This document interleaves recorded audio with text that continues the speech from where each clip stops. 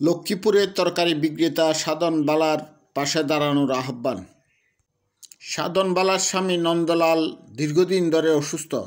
সংসারে হাল ধরার কেউ না থাকায় সাধন বালা বিভিন্ন স্থান থেকে তরকারি তুলে এনে এগুলা বাজারে বিক্রি করে সংসার চালায়।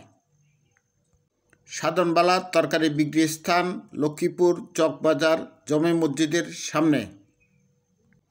প্রতিদিন 2 থেকে 300 টাকার তরকারি বিক্রি করে সাধন বালা, তবে যাতায়াত ভাড়া চলে যায় 100 টাকা, আর 100 টাকা দিয়ে চলে ওদের সংসার। সাধন বালার সংসারে ছেলেবেলে না থাকার কারণে বর্তমানে সাধন বালার স্বামী নন্দলাল 2 কানে পুষ পড়ে বলে জানান চিকিৎসা চালাতে পারছেন না।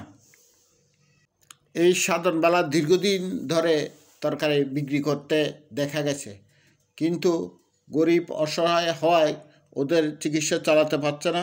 সাধন বালার বাড়ি হচ্ছে পৌর 1 নম্বর ওয়ার্ড, রমণী কলতলা, পোদ্দার বাড়ি। বর্তমান স্থান হচ্ছে চকবাজার। উনি এই ঝুমুর ও তরকারি বিক্রি করে বলে জানান তিনি। সাধন বালার এখন আর্থিক প্রয়োজন, তবে যারা লক্ষ্মীপুরের দানবীর আছেন তবে সাধন বালার দিকে একটু দৃষ্টি দেওয়ার জন্য অনুরোধ করা হচ্ছে। আবু মুসা মোহন, লক্ষ্মীপুর থেকে।